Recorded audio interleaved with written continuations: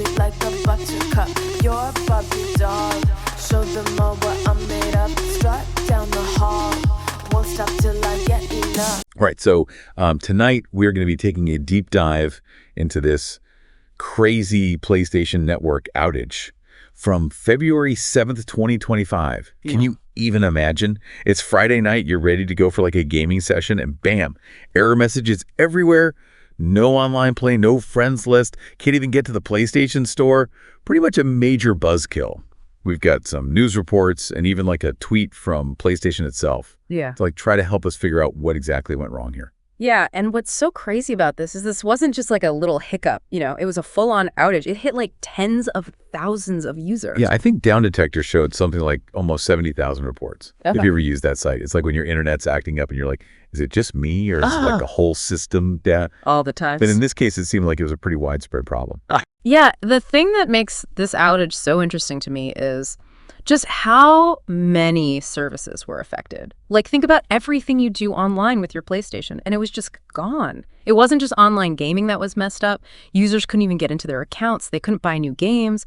PlayStation Direct was even down, so you couldn't even order new consoles. It's like the whole PlayStation online ecosystem just went dark. So what did Sony have to say about all of this? Well, they did acknowledge there was a problem. They put something on their network status page. And then there was something on their @AskPlayStation Twitter account. But the information they gave was super minimal. It was almost cryptic. Basically like a digital shrug. Yeah. Not super helpful for people who are just staring at error messages. Exactly. They just mentioned ongoing maintenance. But they didn't give any real explanation about what caused the outage or how long it might last. Just a super vague error code. Okay. And then the advice to seek support, which from what I've seen wasn't super helpful. Okay, so not only was the outage itself massive, but Sony's response was also kind of a letdown. This must have been more than just an inconvenience for some gamers. We're talking major disruption here, right? Totally. Think about the bigger picture here. What about all the professional gamers or streamers? These people rely on being online to make a living. An outage like this could mean they're losing income, missing out on opportunities. And then what about all the people who use PlayStation to connect with others? Especially people who might not have other ways to socialize. So this outage wasn't just a technical glitch. It was like a social disruption, too. It really makes you think about how much we rely on online services these days. But let's get back to the elephant in the room here. The cause of this whole outage. Yeah. What actually happened? Was it a technical error or something more sinister? Like a DDoS attack or something? Yeah, that's the million-dollar question. And Sony isn't really saying anything, which of course is just fueling speculation. Hold on for a sec. For those of us who might not be tech wizards, what exactly is a DDoS attack? Okay, so imagine someone flooding PlayStation servers with so much traffic that they basically crash. That's kind of what a DDoS attack is. It's a deliberate attempt to disrupt a service by overwhelming it with a ton of bogus requests. It's something that hackers do pretty often. And if that's what happened here, then it really makes you wonder about the security of the whole PlayStation network. Okay, so that adds another layer of complexity to this whole thing. Hmm. But regardless of what caused it, it seems like Sony's not being very transparent. And that's just making things worse. Yeah, it definitely raises questions about how they communicate. During these events, imagine if instead of giving us vague error messages, they just came out and explained what was happening, what steps they were taking to fix it, and gave everyone regular updates. That would have been so much better. It would have managed expectations and reduced all the anxiety. Yeah, I think a little communication can go a long way in these situations. No one expects online services to be perfect all the time, but we do expect them to be upfront and honest with us when something goes wrong. So what does this all mean for the average PlayStation user out there? Someone who just wants to play games on a Friday night without having to worry about outages and weird error messages. This is a wake-up call, don't you think? It shows us just how fragile things are. If this can happen to PlayStation, what about all the other online stuff we rely on? Our banks, healthcare, even transportation. Whoa, okay. Now you're making me nervous. Are we talking full-on digital doomsday prepping? I don't think we need to go that far. But it does make you think about digital resilience, both for the companies providing these services and for us, the users. How would you cope if you couldn't access your bank account or your medical records? What if you couldn't even talk to your family online? That's a good point. I hadn't really thought about it that way before. So what can companies like Sony do to make sure this kind of thing doesn't happen again? Well, they need to invest in better infrastructure. Things like redundant systems, fail-safes, regular security audits, all the things that help prevent outages, whether it's a technical glitch or something like a DDoS attack. Right. And what about communication? Because Right. even with the best tech, things can still go wrong. Oh, for sure. Communication is super important. Clear, timely, and transparent. When an outage happens, users need to know what's going on, how long it will last, what they can do about it. Remember that error message we talked about? What if they just said, hey, we're having a major outage. We think it might be a DDoS attack. Our engineers are working on it, and we'll give you an update every hour. That would have been a lot better. Just knowing what's happening can really help. Exactly. And it shows respect for the users. And this brings us to the user's role. We can't control when these outages happen, but we can control how we respond. What are your backup plans for entertainment, or communication, or even work if you lost internet access? Well, I do have some board games somewhere. But yeah, you're right. It's a good reminder to think about those things. Maybe I need to work on my offline skills.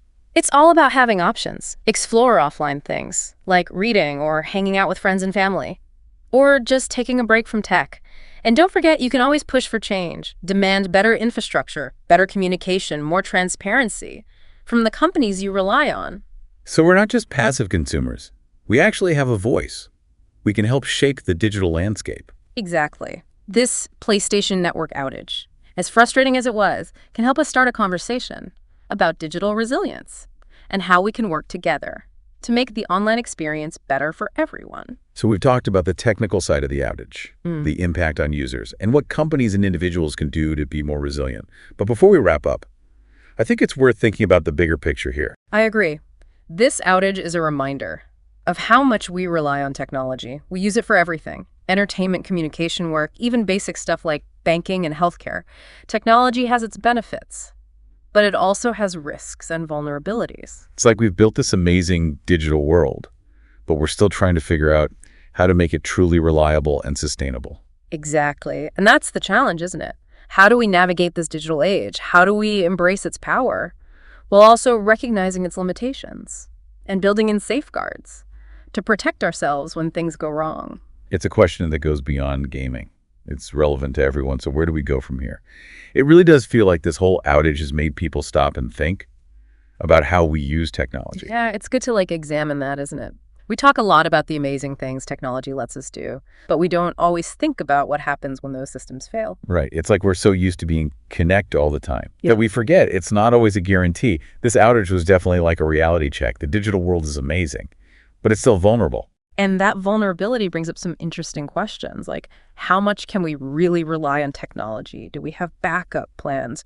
What do we do when things go down? So are you saying we all need to become like digital survivalists? Stock up on offline games and canned food and stuff? No, not exactly. But it is a call to action for both companies and for us as users. Okay, so let's break that down. What can companies like Sony do differently? Well, I think they should invest more in preventing these things.